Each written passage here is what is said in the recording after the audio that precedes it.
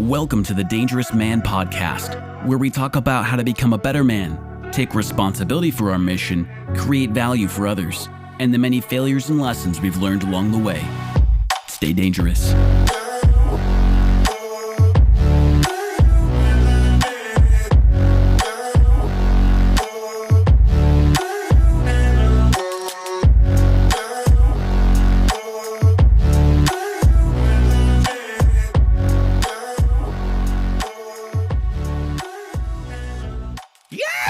Welcome back to the Dangerous Man Podcast. This is your host, John Kostohris. I'm actually joined by a guest and a friend, Peter Gjengdahl. What's up? Yo.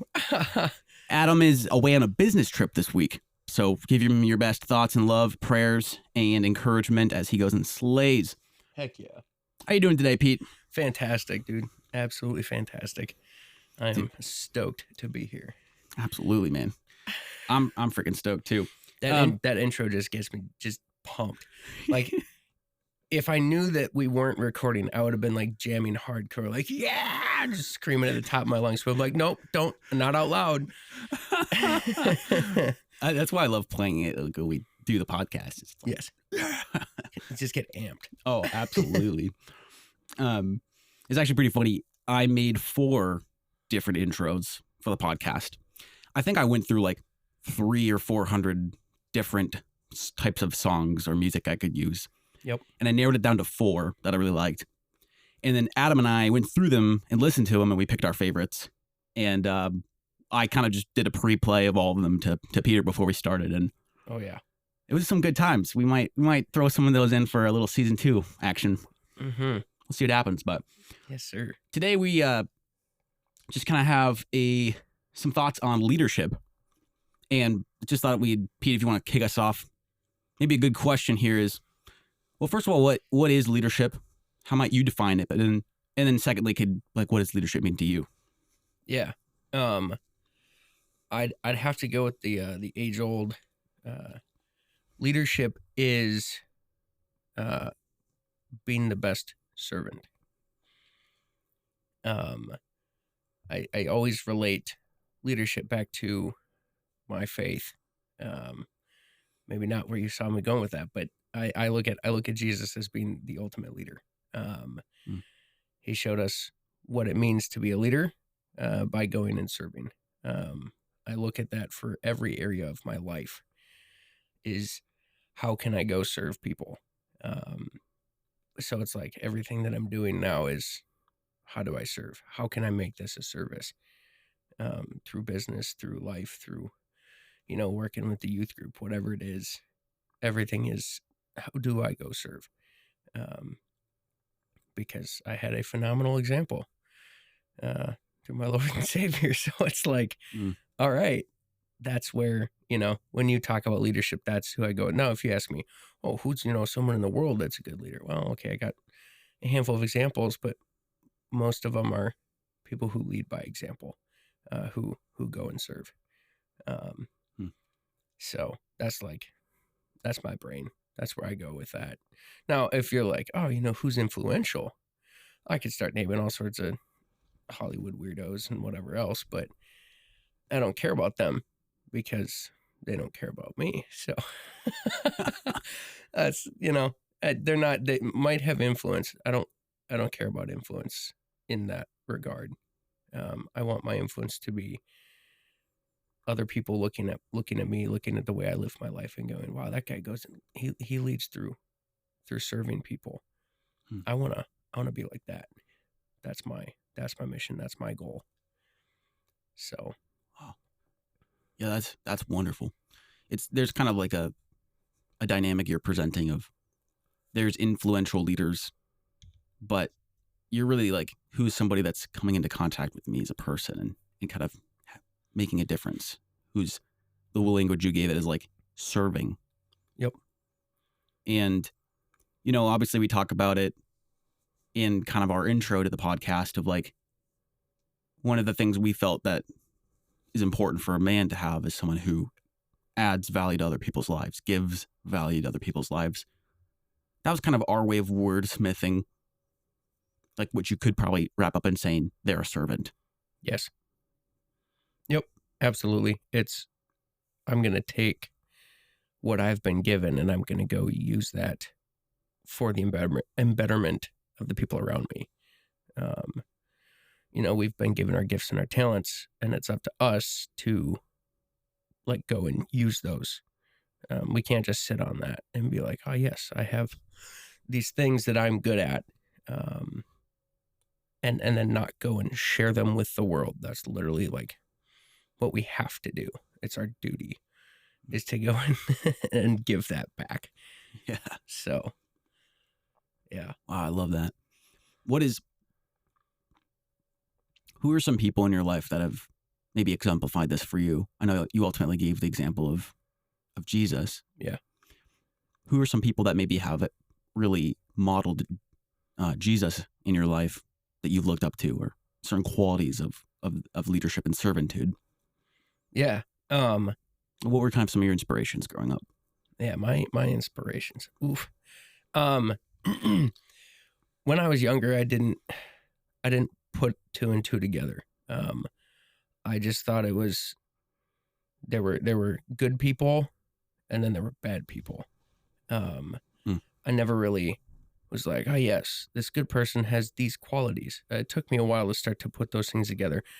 But the good people in my life, who I like initially looked up to, like people like my father, John, actually your dad was one of those guys who was like, oh, he's a good man.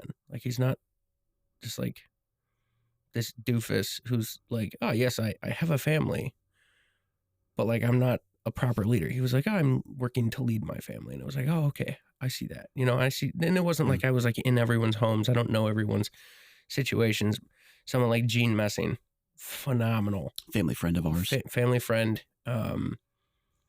If you're listening to this and you want to know what Gene looks like, go ahead and Google Red Green. Red Green stole his look from Gene Messing. 100%. The white beard, the hat, all of it. The flannel. Basically, if you dropped a man in Canada in the middle of the wilderness, and he emerged back into society, that's what he would look like. Yes. Red Green Show. Check it out. Yes, the Red Green Show. That's I've never even watched the Red Green Show, but like it's so good, dude. Yeah, it's hilarious. So yeah, Gene was someone who exemplified, like servant leadership, who was always willing to get his hands dirty, who was not afraid to like say the hard things, who was more than willing to get in there, to get in that foxhole in the proverbial. He was willing to climb down in there with you and help you dig that shit out. And I recognized that like growing up, he was someone who was always willing to speak into my life, who, when I was not at home, he was someone who was more than willing to help father me. So definitely a phenomenal example. And then like for right now in my life, the other examples, I have kind of a chain of guys, one of whom is Dom Sims, former NFL player, but he's also a business partner of mine and like my business mentor. And he is just, that guy is like helping me like in so many ways. And like he's working on my heart in a way that I just didn't realize I needed.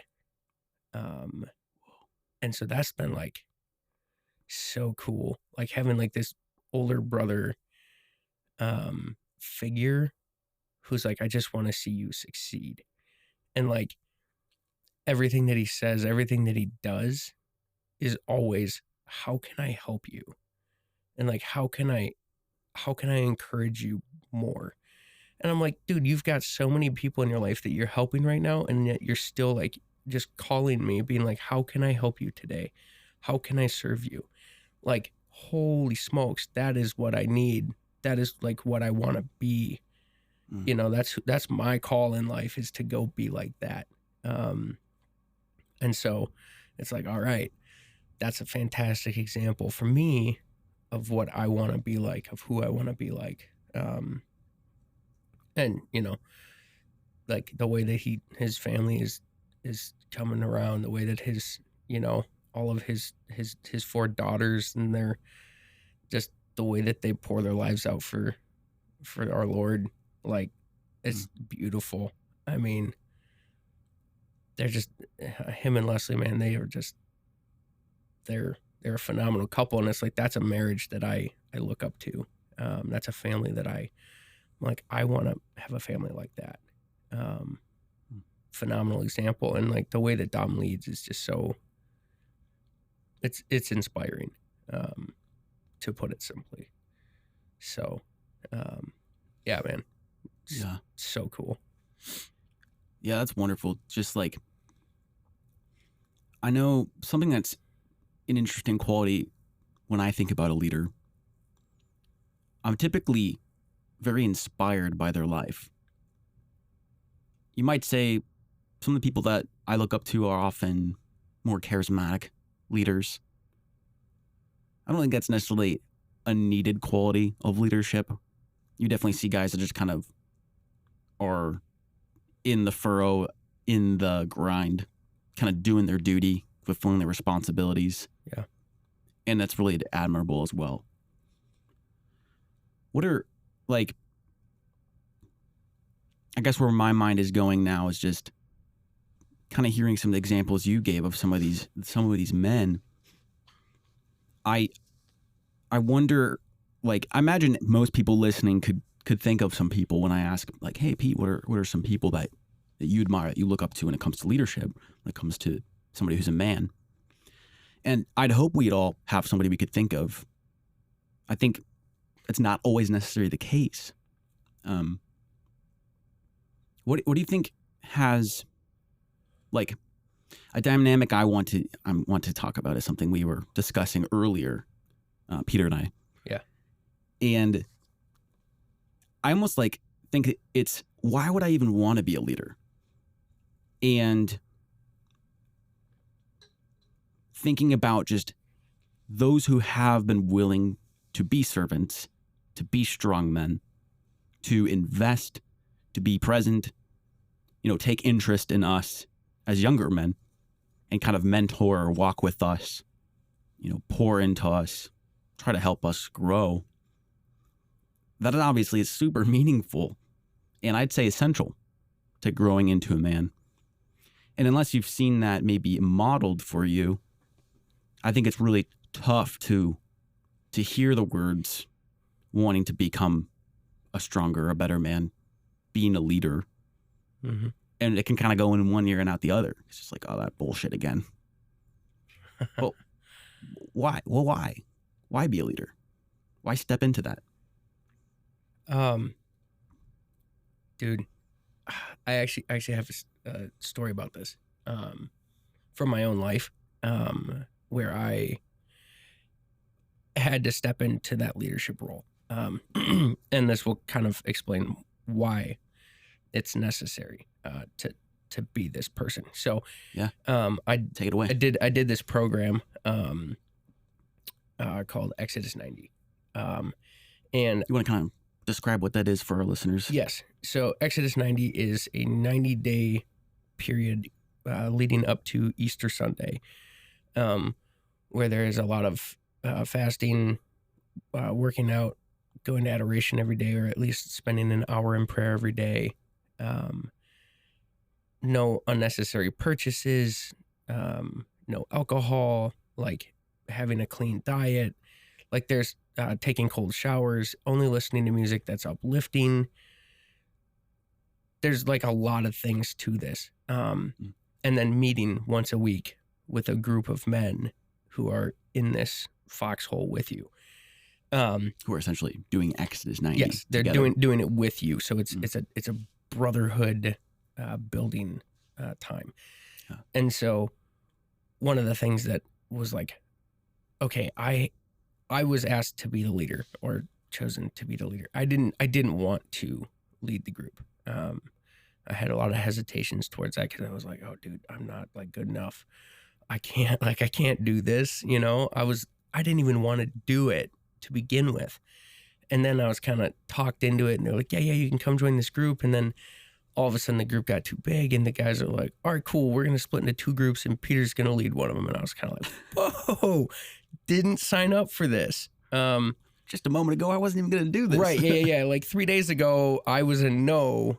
Now I'm leading a group, like scum of the earth. So I was not excited in the least, but I stepped into it and I was like, okay, fine. If I have to lead a group of men, then I'm going to lead a group of men. And so I gave it my all. I put into it. I took the cold showers. I only listened to the right music. No unnecessary purchases. Like all of the things were like, I was doing it. I was in adoration every single day for an hour. Like I gave it my all because I was like, if I don't, then the other guys aren't, they're gonna see how I'm doing it and they're gonna be like, oh, well, that's the bar. Peter doesn't think that this is necessary, so I'm not gonna think that that part's necessary. And I was like, that I cannot allow that because the program was designed to be a certain way. Each one of those aspects affects your life in a certain way. And so I was like, I have to do 100% of this. And so I did. I was like, it was by the book. I did everything I was supposed to do. And dude, it sucked. Don't get me wrong. It was hard. Every single day waking up and being like, well, do I really need to take a shower today? I don't want to take a cold shower. I know it's just 3 minutes of my life, but can I just scrub my hair in the sink and not have to? No, get in the damn shower. Yeah. Take a cold shower. Like, do it for your brothers. Do it for those men. Offer it up for those men. I know it sucks, but do it for the other men. They're relying on you. Got in the shower. Took the cold shower. Hated every second of it. But instead of being a little bitch and being like, oh, it's so cold, and like, shut the water up. No, oh no, just stand there and be like, no, I'm dying on this hill. Just take it. Just take it. Like there was like, I can give in and I can make excuses and whatever. It's colder than the room temperature. Like, I could do some weak shit like that, but it was like, no, I have to do it. Gave it what I had. And then when you would come to group and it's like, at first there was some like, oh yeah, I didn't, I missed my prayer time a couple of times, or I accidentally went to the bar. I didn't have my prayer time that day. And then I ended up having an alcoholic beverage. And it's like, well, okay, here,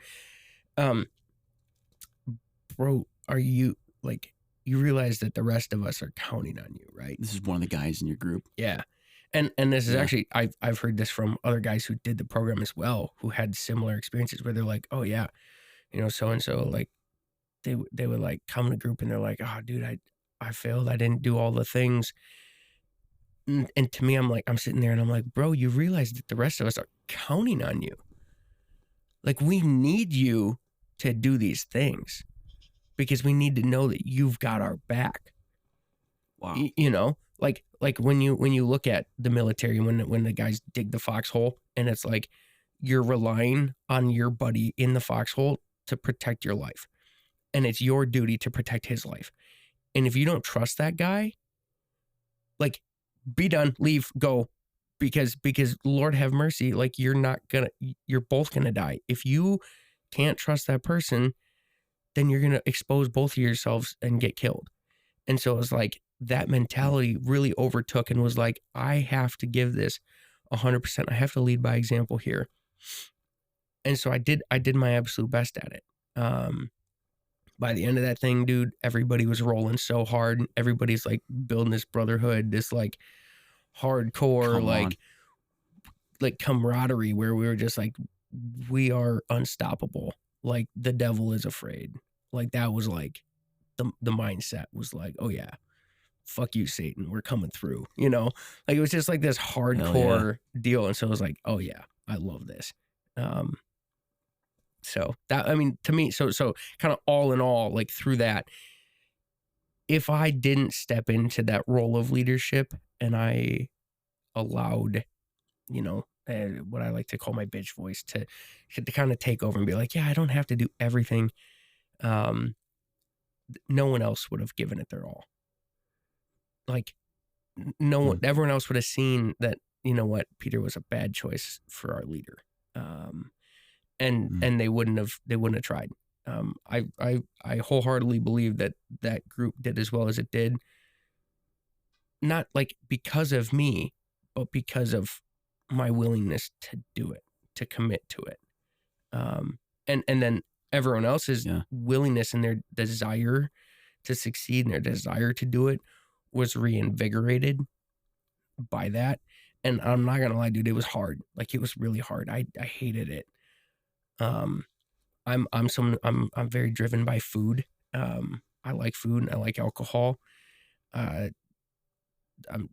shameless insane. So like, I love, dude, I'm a pretty good cook. I'm the grill master. You really are. Dude, no one who eats grilled what chicken, I make, amazing. No one who eats what I make is upset ever. That's a good way to put it. I've never had an Let's upset just say if you crowd. come and eat my food, you're not going to go home complaining. No. And if you leave my house hungry, that's your own fault. Always have food. But dude, it's like, that was kind of the deal was, if I lead by example, I feel like we can all succeed. Wow. So, I mean, I think so many like moments in life, I think could be encapsulated by like, we're going to do this thing. We have this goal or this objective or this mission that we're on. It could be, you know, for my example in an earlier episode, it could be this group of men, Knights of the Immaculata that I started in high school, where our mission is like to go and to commit to like praying together, to running towards God together, to literally running. We literally wouldn't go for runs. And I remember. Oh yeah. And this kind of fellowship, this fraternity of men. And, you know, I'm just such a huge believer that when a man doesn't really know what he's about, doesn't really know kind of, you could say identity wise, like things that are kind of very much uniquely him or what he cares about, or like, you know, for instance, like you could hear like a car playing loud music and like the low bass and rumble and like this just like electronic music. And that could be literally, you could look and be like, oh, that's probably Peter driving by. And yeah, sure enough, it's Peter driving by. Yeah. And you would say like, oh, that's so him. And it would just be like, you know, totally like connection, like, you know, this guy moment. Like, and, but that's what I mean when I say like identity moments, like certain things that are very kind of us. And when you have a lot of things you believe in, a lot of things you care about, hobbies as well, you know, this could be fun stuff too. It just starts to kind of build out who we know someone to be, right? Mm-hmm. And I think whenever you're like, we want to start this movement, or we want to go and be these kind of caliber, this kind of quality, you could say these Exodus 90 guys, right? This is the bar way up here we're setting. Here's where we want to run. Here's where we want to go. Here's who we want to become. Not this like, we don't listen to this bitch voice and just kind of succumb to a lower, like, comfortable status of living. You know, we want like, hey, actually, let's go and become something greater, something better, something bigger. Let's aim higher than we have been. And let's go and see if we can hit that bar. And then what's the next bar we can set? And in my experience, that's something that's super like central to who a man is. You might be able to relate this to literally anybody, but I think men really rally around something kind of impossible that sounds kind of stupid, but it's like they just know like how badass it is, and that almost alone is enough. But yeah, that's just a little bit of a ramble. But what, like, I think the leader, oh, this is where I was going with that. I think the leader, often that stuff doesn't even happen unless you get a guy who's going to say, I want to lead this and I want to invite others to do it too. Yeah. And, you know, I think like leadership can be a little overwhelming because I might not be that caliber of a person yet. Yep. And that can be a little intimidating to a lot of people. I'd rather just kind of hang back, let others do it. But I think there is something really exciting that I've experienced in leadership where it's like, if I am the leader, the highest standard is on me. And that almost makes it more black and white of like who I need to become to fulfill this mission and to like win this goal. You know what I mean? Like it's very clear. Like I have to do it by the books and I have to do it better than anyone else. If I expect any of them to follow, I have to have integrity. I have to be willing to do it. Yep. That is something that I personally love about leaders. Those who really embrace it well. And personally, when I embrace a leadership role, I actually feel like I am more driven in life because I'm trying to do it well. So others can be served by that. That gives me purpose. And it actually like helps me commit better than if I'm just following someone else. Absolutely. And like, I feel like most good leaders, you know that they're a good leader by their example. People always say lead by example. Don't do what I say, but do what I do. Like a really good leader will tell you, do what I do. I don't know if you've ever seen that, but like a really good leader, they're like, here, you can listen to what I'm saying, but you're going to see by the fruits of my life that I actually do what I say I do.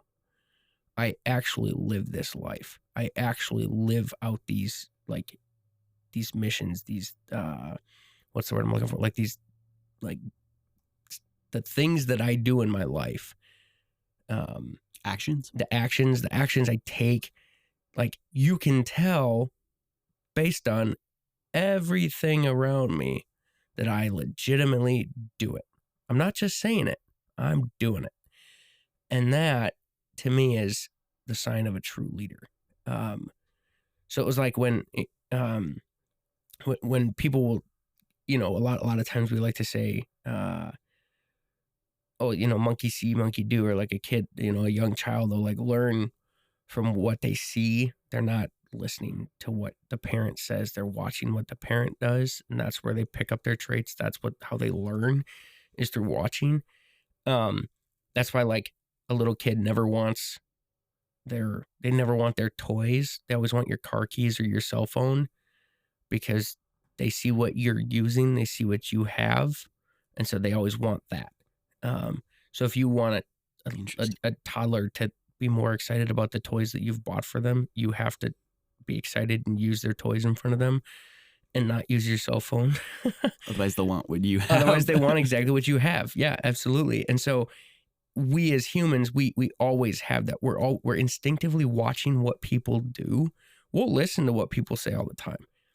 But like when you watch what someone does, I stole a phrase from one of my other mentors, Jack, and he goes, "I trust action, not words." And it's like, oh yeah, he's saying if I don't see you doing it, I don't believe you. Like I'm not going to trust you until I see you doing it, until I see you actually living the way that you say you're living. Dr. Jack. He's actually one of the guys that was one of my like inspirations for wanting to lose weight. Him and a group of guys had gone to go do this big exercise, and I legit was like, oh my gosh, yeah, I want to go do that, but I'm 335 pounds. There's no way I can do that. Now looking at it, I'm like, I could go hang with them because of the work that I've done. Is this the same event, but a year later? Yeah. With the football that you were? No, the football was different, but okay. This event, it'll be a year in, just shortly here in January. But yeah, it's just like, dude, yes. So, I mean, it's just the football was when I was with my business team, and then we played these huge like games of football. There were like 18 teams. We had 9 fields set up in the big sports arena that we were at. And I found out like after losing over 100 pounds at that point, I realized, wow, I can actually run and I'm not in like pain. This is kind of cool. Yeah. So it was just like this really awesome opportunity to like recognize that about myself. Cause I think I said it in the last show. that you had me on, where it was, if you see me running, you should probably run too, because there's something bigger and scarier that I don't think I can take on chasing me. But not anymore, man. Not anymore. Now I'm Now like, you can nah, just run. if you see me running, I mean, there might be something chasing me, but I'll do my best to outpace you. Yeah. Like, I've got it. I know I've got it. So, dude, it's just been such a cool experience. But yeah, no, just when you look at a leader, when you watch how they live their life, dude, it's like, yep, that guy's going places because he does everything that he says he does. Sure, that doesn't mean that person's perfect. I'm not naive. I'm not stupid. Yeah. Only Jesus was perfect. So, but that doesn't mean that we don't strive for perfection. It says be Christ-like. That means strive for perfection. So like, when we are living this life, when we are doing the hard things, I'm like, yes, I'm doing it. You know, I'm living my purpose. I'm chasing my dreams. It's all intertwined. Everything. It's all connected. Which is, I think, the coolest part about our lives is like how you've got like your human, your spiritual, your intellectual, you know, and the what's the last one? Apostolic. Going and serving. Which is essentially service. Yeah. And so it's like, you know, your four pillars and how they're all intertwined within us, and within our lives. And just like recognizing that and being like, oh, wow, when I do this one thing over here, it positively or negatively affected me over here. And then like putting those things together and being like, okay, if it negatively affected me here, but I felt good over here, is there somewhere in between there that I should be? Or was that feeling that I received, was that the problem? Like, should I have not felt that pleasure? Not saying don't, find pleasure in things, but more of a, was that actually a bad pleasure? Like a self-serving pleasure? Because sometimes things are self-serving. And recognizing that and being like, oh, hey, no, I don't need that thing. I actually need to do it this way, or I need to do whatever I'm doing that way. If that kind of resonates.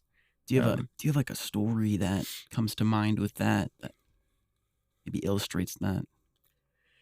I'm sure I do.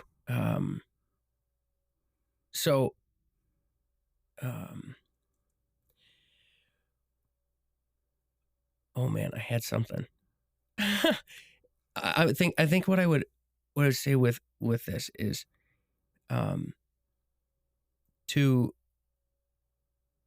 so when I would eat food, I'm a foodie. So when I would eat some food that I shouldn't have eaten, even when it tasted good, you receive that pleasure. Like junk food. I mean, even Chick-fil-A, like as much as I love the Lord's chicken, it's still not healthy. Yeah. It's not healthy. So recognizing that and being like, okay, cool. Well, all right, I'm going to have it this one time. Shout out Chick-fil-A for always making me want to eat it on a Sunday, though. Dude, they're good. That's part of their business. That is strategy, actually. That's why they make more money than McDonald's and Subway combined. And Starbucks. And Starbucks? Yeah. Oh, yeah. Per store. Yeah, I believe it. But the thing about it is, okay, I'm saying yes to that thing, which isn't inherently bad.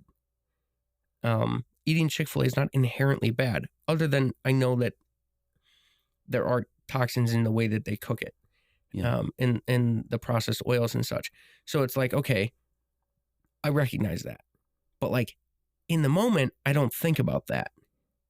Later on in the day or the day after, when my gut health isn't doing so hot, that's when I go, oh, Well, the thing itself isn't like inherently bad, but it's not good. Like it didn't help me. So recognizing that and being like, well, okay, does that mean I just never eat Chick-fil-A? Or does that mean that I can maybe, take a probiotic at the same time in order to kind of help counter or like, Help out the gut there a little bit. help the gut in that way. Now, that's obviously not the smartest way to look at it. And your better bet would just be don't eat the junk food at all. But sometimes those pleasures, are there. And so it's like, well, okay, yeah, I'm going to have this little bit or eat some Christmas cookies. Maybe just at Christmas. I wanted every Christmas cookie that they had out. I was like, I will eat that whole platter. Like, welcome to Mom's Christmas cookies. Yeah. May I take your order? Yeah. I'll take all of them. Yeah, put them all in my mouth right now. Wait, which one was that? Every single one. You see that platter that you're holding? Yeah, just hand me that. Dude, it was so bad. I'll bring you back the dish next weekend. I'll clean it for you. Don't worry. I'll lick it clean. No, but it was like that temptation was there. Yeah. But because of the discipline that I've been building over the past year, it was like, okay, today I will allow myself to have 3 cookies. That's it. Some people are like, well, I would only have 1. I'm like, well, there's like 19 options. I want to enjoy my 3 favorites. So I'm going to give myself 1 of each of my 3 favorites. And that's good enough. And then instead of being like, oh, well, okay, I had those. Now I'm going to snack on some like peanut butter M&Ms and I'm going to have, an extra big cinnamon roll or whatever. No, I get to have my 3 cookies and that's my sugar for today. I'm still celebrating, but the point of Christmas is not about eating the Christmas cookies. I don't care what anyone says.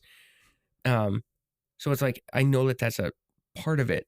And that's like one of the enjoyable things that we do, one of the traditions, but it's not like Christmas isn't like the cookies. So it was like, to me, that was like, okay, build the discipline and then be able to say no, like deny, because I know what's going to happen if I give into that pleasure or like that pleasure, because then it can become gluttony like so fast and used to be gluttony. You don't get to be 335 pounds without like a bad outlook on food. I mean, maybe if you're like 7'2" and you're all you do is like lift weights and you're 335. I mean, maybe, but like, not at 5'11". Nope. Right. Nope. It's an unhealthy outlook on food and an unhealthy like relationship with food and alcohol at that point in my life. So, yeah.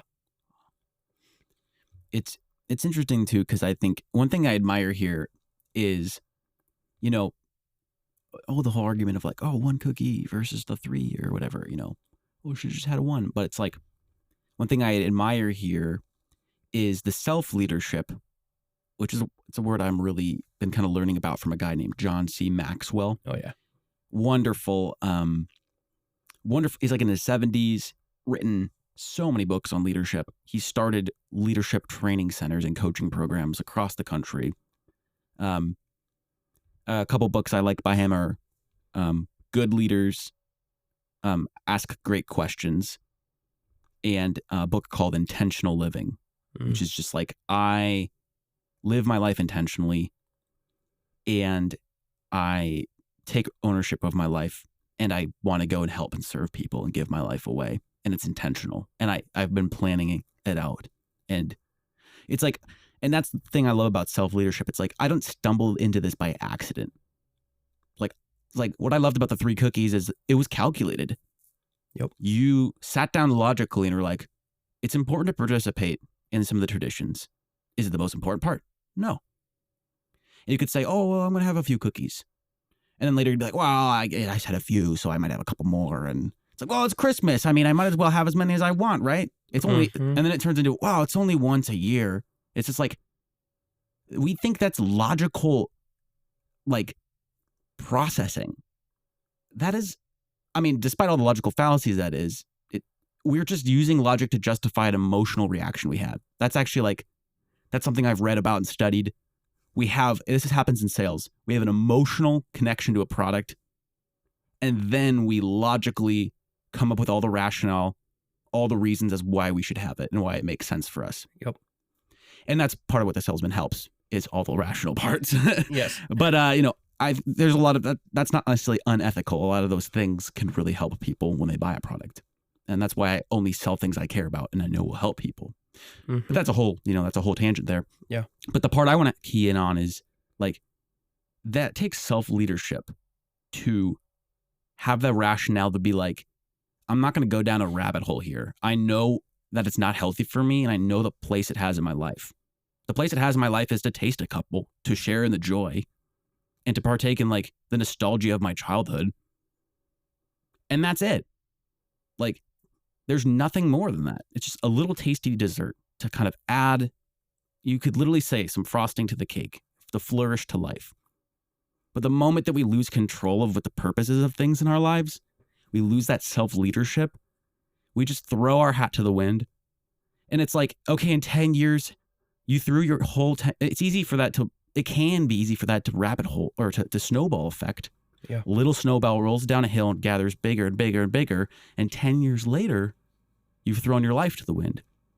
Oh, well, it seems kind of illogical, John. And I'm not saying that that's always how it goes. What I am saying is when we are diligent in every moment and we have self-leadership and self-mastery, we can do the opposite of throw our hat to the wind. We can say, I want to throw my lot in with these guys and I want to go and do this mission.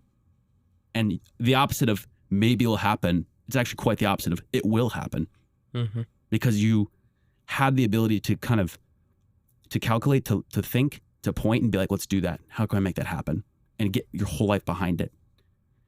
And instead of always being reactive and reacting to things and reacting to your, the pleasures you want to succumb to, instead it's like, oh, it's all, you have complete control on every decision. And you have the freedom to say yes or no because you have discipline and control of your own self. And a lot of people don't have that self-mastery. But I think that's one of the most important, like, foundational values of a man.